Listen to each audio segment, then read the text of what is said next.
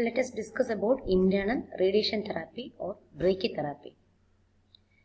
Internal radiation therapy or brachytherapy is a short distance therapy. Here the distance between the source of radiation and the patient will be very short.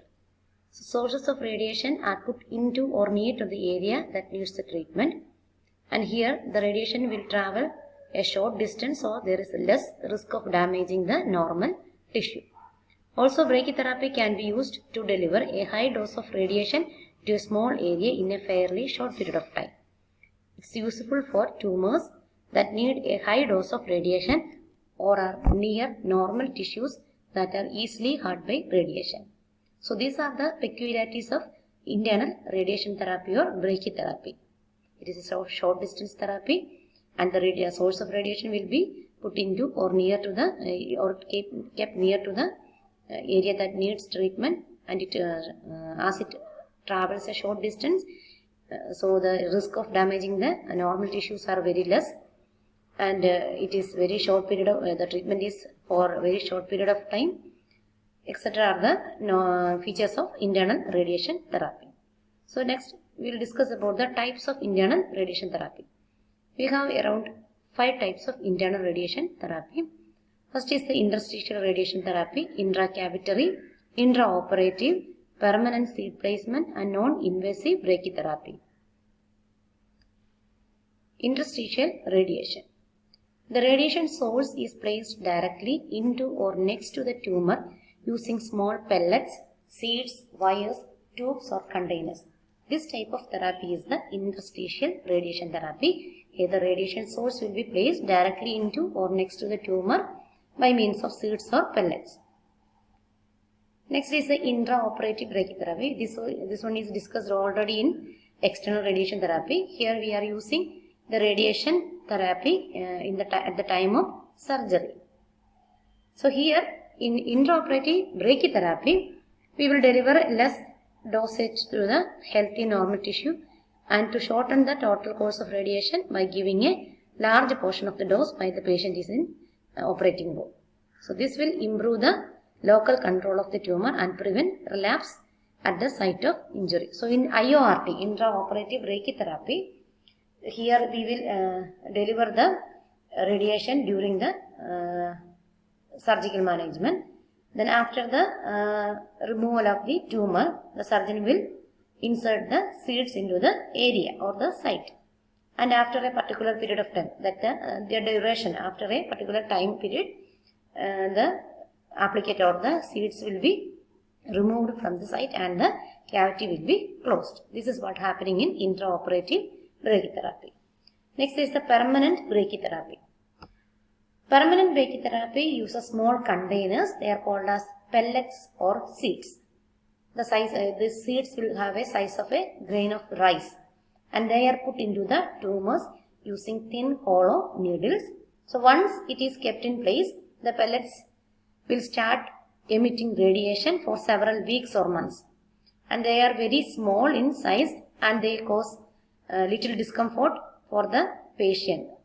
And so after the treatment, the pellets will be left untreated or left unremoved in the place even after the treatment, because they are not causing any discomfort to the patient. So this is what permanent brachytherapy.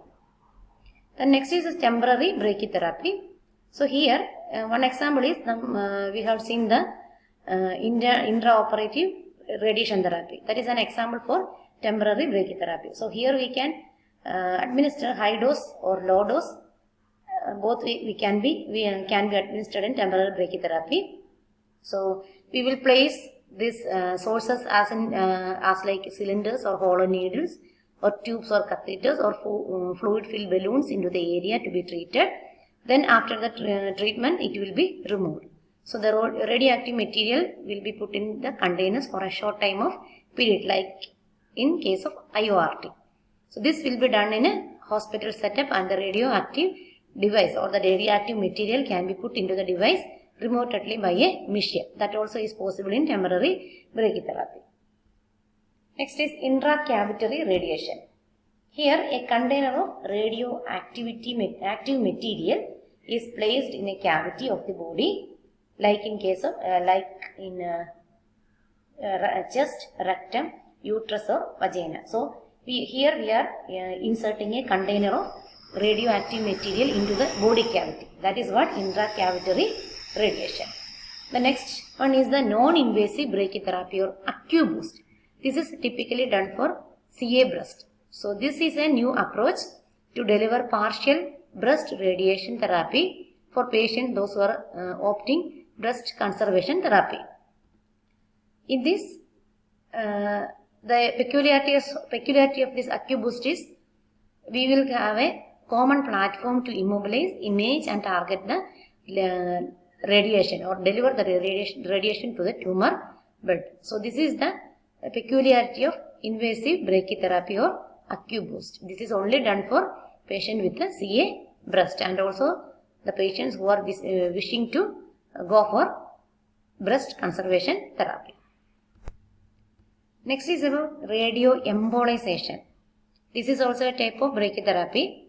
This is a special type of internal radiation. So this is only used for CA liver. So when the liver cancer that cannot be removed surgically, in that type of cases we are going for radioembolization. So here we are using small radioactive beads. They are called as microspheres. They will be injected into the artery that feeds the liver tumor. So once it is infused, the beads lodge into the blood vessel which is near to the tumor and where they will start giving small amount of radiation to the tumor site for several days. And in radioembolization, that radiation waves, they travel a very short distance, so its effects are limited only to the tumor. So in some cases, it can cause some other problems like ulcers of the intestine or low WBC counts and also sometimes lung damage or serious damage to the normal liver cells. Next is the radiopharmaceuticals. Here we are using drugs with the radioactive materials. Here we are using the drugs which are embedded with the radioactive materials. So this embedded radioactive drugs will be put into the vein or can be taken by mouth or it can be placed in a body cavity. So depending on the drug and how it is given, these materials travel to various parts of the body to treat the cancer or relieve the symptoms. This is what is happening in radiopharmaceuticals. Also here, depending when they started giving radiation, mostly in the form they are giving the radiation mostly in the form of alpha and beta particles, and they are most often used in small amounts for imaging tests. But this alpha and beta particles we discussed in the previous video that it is it can be used for treating the cancer if we are using a larger doses. Next one is the radio-labeled antibodies. So here we are using a man-made version of immune system proteins. They are the antibodies that attack only a specific molecular target on a certain cancer cells. So when put into the bloodstream, these antibodies act as homing devices and they attach only to their target, bringing tiny packets of radiation directly to the cancer cells. So these radio-labeled antibodies are used to treat some non-Hodgkin's lymphoma, especially that they are not responding to the other treatment. So this is about the various types of internal radiation therapy or brachytherapy and specific types of internal radiation like radioembolization, radio-labeled antibodies, etc. Thank you for watching.